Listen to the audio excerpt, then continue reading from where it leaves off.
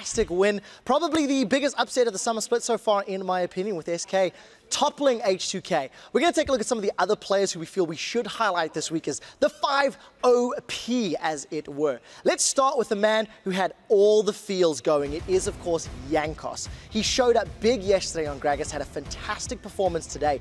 86% kill participation, the highest of any jungler here in week 5. And with Jankos getting things rolling and getting his team on the go, he's going to be helping out his top laner, Steve, who turned around his opening 2 weeks' performances to get some really good kills on the board. Both games playing as Echo, 8, 6, and 15.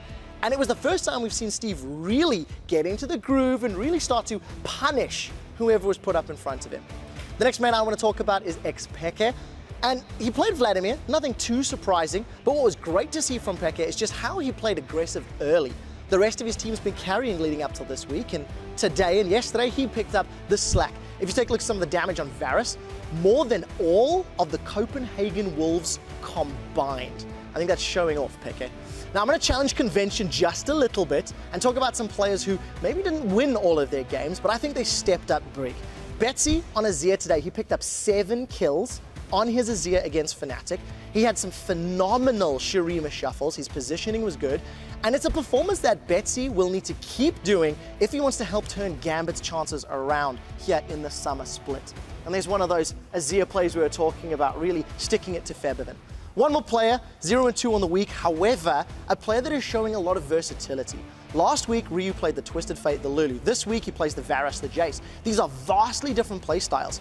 69% kill share, 36% team damage versus SK. And if the rest of H2K had shown up a little bit more, maybe they could have picked up that win. So for Ryu, it's all about keeping that level up and picking everyone else up around him. That's our OP5 for the week, but there's got to be one that rules them all. And I'm going to hand it back over to the analyst desk to figure out who's our MVP.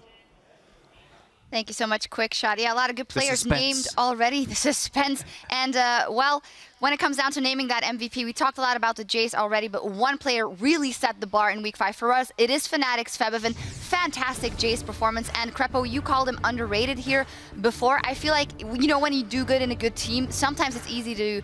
Yeah, I got a lot of flack on Twitter where people were like, Crepo, of course nobody forgets to talk about Febiven, or no, he's not underrated because he's solid faker and all, but honestly, I just wanted to highlight that he's super solid. Yep. He is basically a player whose performance starts at like 60%. Every game you can rely on him to do slightly better than his opponent almost, and then it's just to see how far that varies up. In this game, he just played so fantastically well, and he straight up carried. Yep. Very well deserved. Guys, anything to add? Super well deserved. One kind of honourable mention on what has, I guess, been a historic day overall. We've had a little bit of history here for ourselves in the European LCS. Fnatic now with the largest European win streak. Shout out to Yellowstar. I believe he has the highest KDA of anybody in the LCS right now. He's been a big part of Fnatic's performance as well. Definitely. Always is. Goes without saying. Now, with the clock ticking as we close in on playoffs, here is where the teams stand. Fnatic still in first. 10 straight wins over there. And they're at that top 3, though. Origin jumping over H2K. Well, quite interesting. We were talking a lot about the unbeatable #1 and then the top 3 versus the rest of the 7.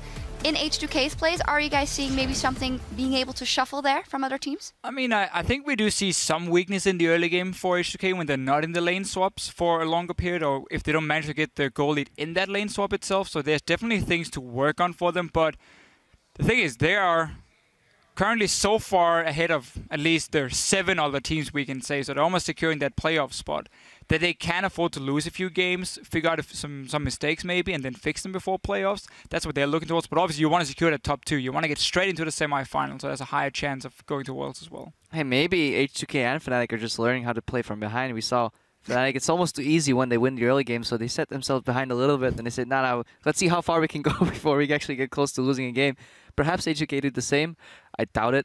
But yeah, they've shown some cracks, but honestly, they've also shown great growth over time. So I have no doubts that Brawley and the team will likely pick up that slack and hopefully fix it for next week. Yeah, definitely. Finally, maybe about the middle of the table. I think you called Roccat as probably the team that could make that surge at the middle of the season and the end of the season. Hey, they've done it here. They have it again. It's 2 wins. I'm not ready to throw out a Roccat celebration quite yet, but they do, in all seriousness, look better this week. If they can keep it up, no reason why they won't be aiming for a good spot from the playoffs. And the weird thing is, we have currently Giants sitting as number 4 and 5-5, and yet it never really feels like Giants are that much better than the rest of the teams under them. I mean, fairly inconsistent performance still this week. Then they lose the game today as well.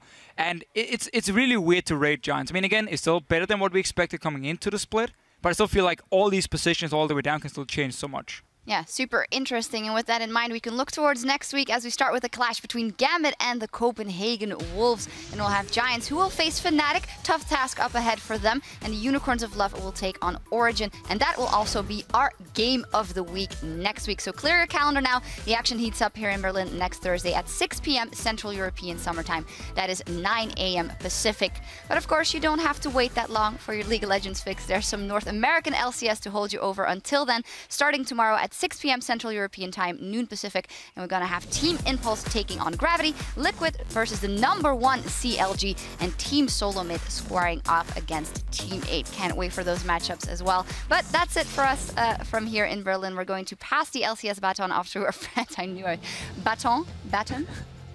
I'm Danish. Go ahead. Yeah, all right, anyway, to our friends over in Los Angeles, on behalf of myself and the entire European LCS broadcast team, thank you for tuning in. Until next time, we'll catch you on the Rift. Baton. Baton. Fnatic